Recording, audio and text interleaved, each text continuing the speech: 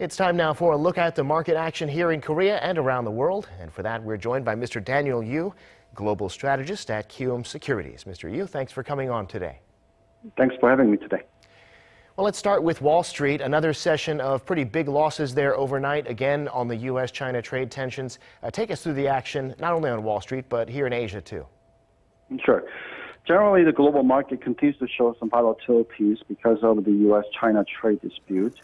And there's no final answers yet. As we know that they'll be meeting tonight in Korea time, discussing in terms of the further trade to be continued. Trade discussion will be continued. Vice Minister He and Chinese negotiators are meeting basically to discuss the terms once again. But what market is waiting until any concrete results to be released by the end of this week. As you know, Trump have said that they will raise the tariff on Friday, so we need to watch and how that's played out. That is, continue to put some tolls on the overall market. If you look at the overall Korean market, it's down more than 3% today. Kosdaq is down 2.84%. Also, Chinese market seems to be going down continuously in the last several days. It's down about 1.25% again today. Also, towards the end of yesterday's trading, Intel guidance were coming out, and there's concern about the semiconductor industries in terms of whether the recovery can be happening in the second half of this year.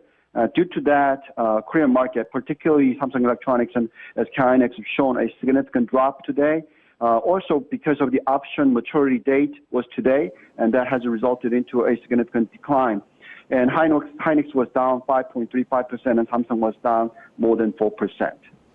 Yeah, so stocks down across the board pretty much in the region and in the U.S. because of fears over these tariffs that might come on Friday. Where do you see things going if they do come, if they don't come?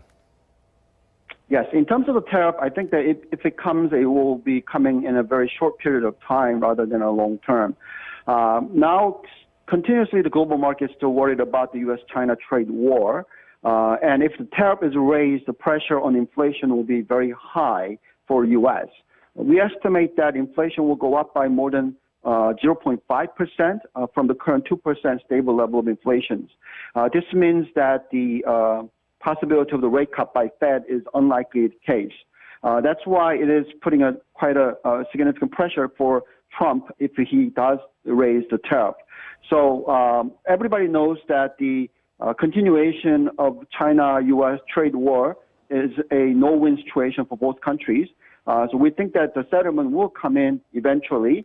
Just question is when it's going to happen. The timing is most important. We think that the likely scenario is that a China delegate visiting U.S., the discussion will be well made and good negotiation will happen. And the U.S. might delay the tariff increase, or if there is one, it could be a very short-term one.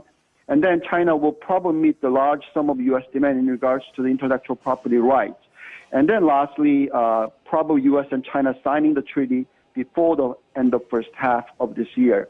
We think that the Trump election next year is going to put some pressure for Trump, as well as Xi Jinping also 70-year celebration for his government is putting some pressure as well. So we think that currently there's uncertainty continuing on, but nevertheless, we think that the uncertainty will disappear over the next 1 month or so. Well, you mentioned inflation and how that'll be affected by the tariffs. Here in Korea, the central bank is worried about inflation being so low. There's talk about a possible cut in interest rates. This seems like something investors would welcome. What's the feeling out there now? Yes, I think that Korea probably needs more aggressive government policy to boost the economies. The current announcement about the fiscal policy of 7 trillion won or so of the supplementary budget is not enough, we think. Also, I think we need some kind of rate cut in order to see domestic economy to some recoveries.